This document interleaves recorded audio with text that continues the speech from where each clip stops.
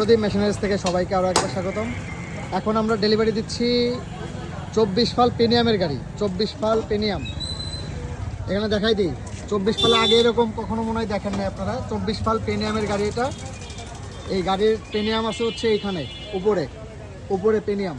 আর গাড়ির মডেল করছে 25 KL DF 25 KL এবং এখানেও লেখা আছে 25 KL।